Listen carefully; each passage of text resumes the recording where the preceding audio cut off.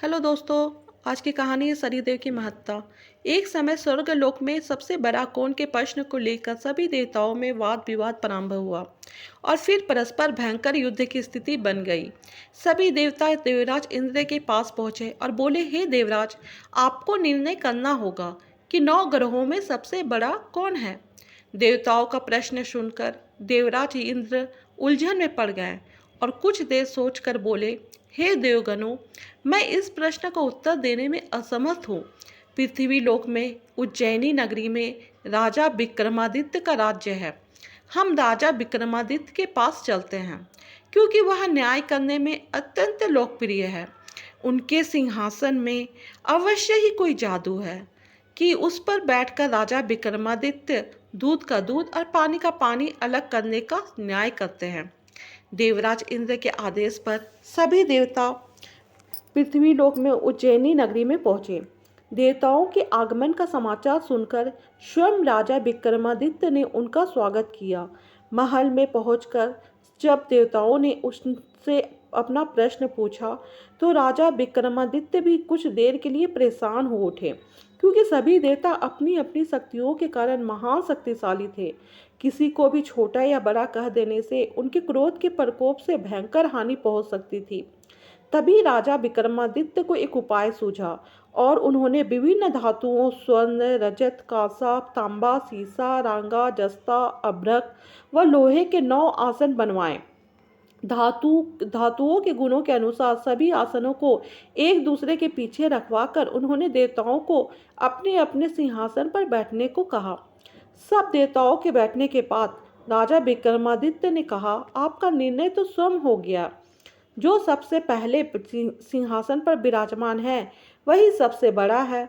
राजा विक्रमादित्य के निर्णय को सुनकर शनि देवता ने सबसे पीछे आसन पर बैठने के कारण अपने को छोटा जानकर क्रोधित होकर कहा, राजन, तुमने मुझे सबसे पीछे बैठाकर मेरा अपमान किया है।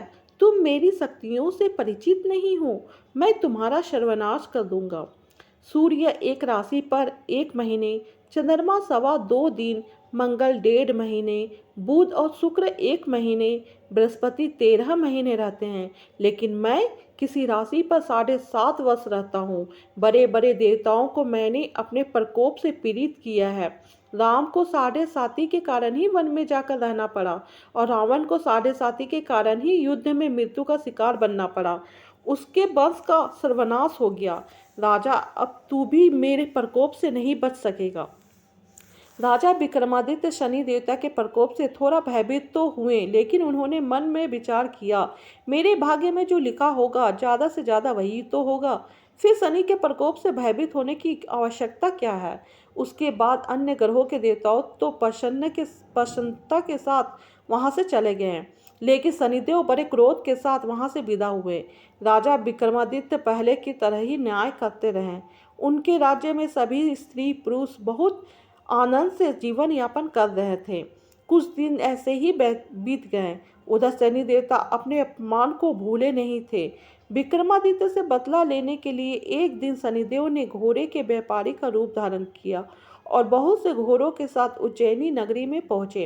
राजा विक्रमादित्य ने राज्य में किसी घोड़े के व्यापारी के आने का समाचार सुना तो अपने अश्वपाल को कुछ घोड़े खरीदने के लिए भेजा।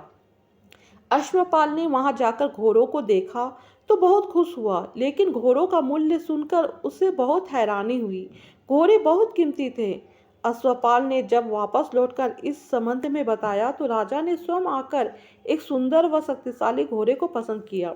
घोड़े की चाल देखने के लिए राजा उस घोड़े पर सवार हुआ तो वह घोड़ा बिजली की गति से दौड़ पड़ा।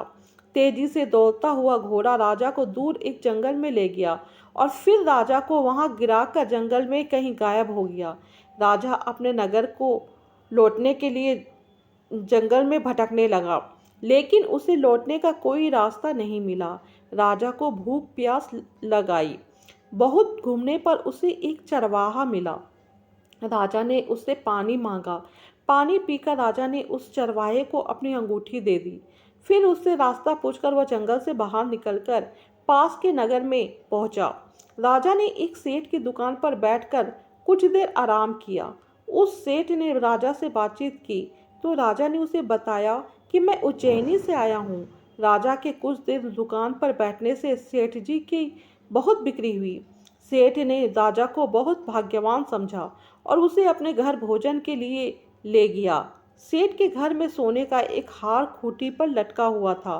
राजा को उस कमरे में अकेला छोड़कर सेठ कुछ देर के लिए बाहर गया। तभी एक आश्चर्यजनक घटना घटी। राजा के देखते देखते सोने के उस हार को खुट्टी निकल गई। सेठ ने कमरे में लौटकर हार को गायब देखा तो चोरी का संदेह राजा पर ही किया, क्योंकि उस कमरे में राजा ही अकेला बैठा था। सेठ ने अपने नौकरों से कहा कि इस परदेसी को रस्सियों से बांधकर नगर के राजा के पास ले चलो। राजा ने विक्रमादित्य से हार के बारे में पूछा तो उसने बताया कि उसके देखते ही देखते खुटी ने हार को निकल लिया था। इस पर राजा ने क्रोधित होकर चोरी करने के अपराध में विक्रमादित्य के हाथ पांव काटने का आदेश दे दिया। राजा विक्रमादित्य के हाथ पांव काटकर उसे नगर की सड़क पर छोड़ दिया गया।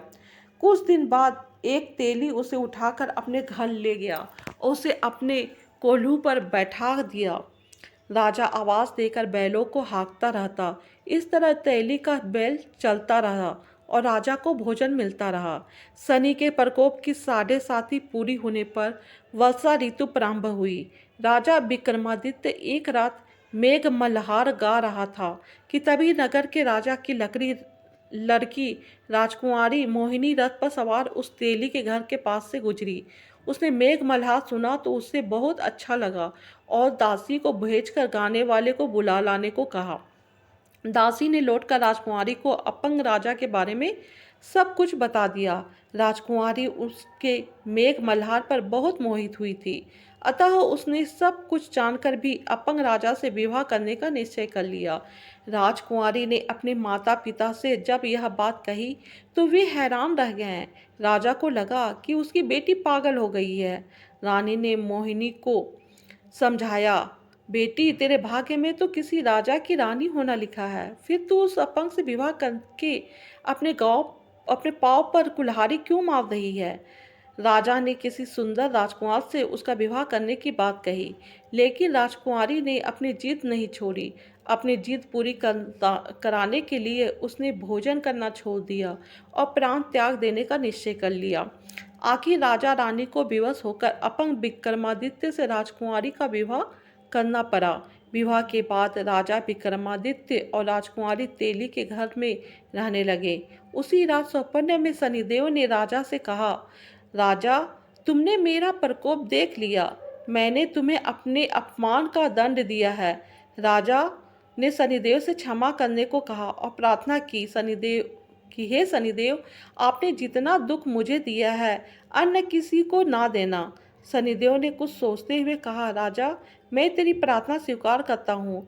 जो कोई स्त्री पुरुष मेरी पूजा करेगा, शनिवार को व्रत करके मेरी कथा सुनेगा, उस पर मेरी अनुकंपा बनी रहेगी, उसे कोई दुख नहीं होगा। शनिवार को व्रत करने और चींटियों को आटा डालने से मनुष्य की सभी मनोकामनाएं पूरी होगी। प्रातःकाल राजा विक्रमादित्य की नींद खुली तो अपने हाथ पांव देखकर राजा को बहुत खुशी हुई। उसने मन ही मन शनिदेव को प्रणाम किया। राजकुमारी भी राजा के हाथ पांव सही सलामत देखकर आश्चर्य में डूब गई। तब राजा विक्रमादित्य ने अपना परिचय देते हुए शनिदेव के प्रकोप की सारी कहानी कह सुनाई। सेठ को जब इस बात का पता चला तो दौड़ता हुआ तेली के घर पहुंचा और राजा के चरणों में गिरकर क्षमा मांगने लगा।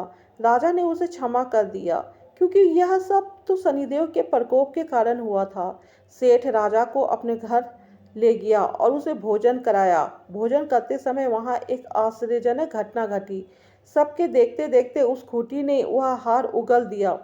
सेठ जी ने अपनी बेटी का विवाह भी राजा के साथ कर दिया और बहुत से स्वर्ण आभूषण, धन आदि देकर राजा को विदा किया। राजा विक्रमादित्य राजकुमारी मोहिनी और सेठ की बेटी के साथ उज्जैनी पहुंचे तो नगरवासियों ने हर्ष से उनका स्वागत किया। उस रात उज्जैनी नगरी में दीप जलाकर लोगों ने दिवाली मनाई। अगले दिन राजा विक्रमादित्य ने पूरे राज्य में घोषणा करवाई, शनिदेव सब देवों में सर्वश्रेष्ठ है। प्रत्येक स्त्री पुरुष शनिवार को उनका व्रत करे और व्रत कथा अवश्य सुने। राजा विक्रमादित्य की घोषणा से शनिदेव बहुत प्रसन्न हुए। शनिवार का व्रत करने और कथा सुनने के कारण सभी लोगों की मनोकामनाएं शनिदेव की अनुकंपा से पूरी होने लगी। सभी लोग आनंद पूर्वक रहने लगे। आपको यह कहानी कैसे लगी प्लीज़ कमेंट कीजिएगा और शनिदेव की कृपा सब पर बनी रहे।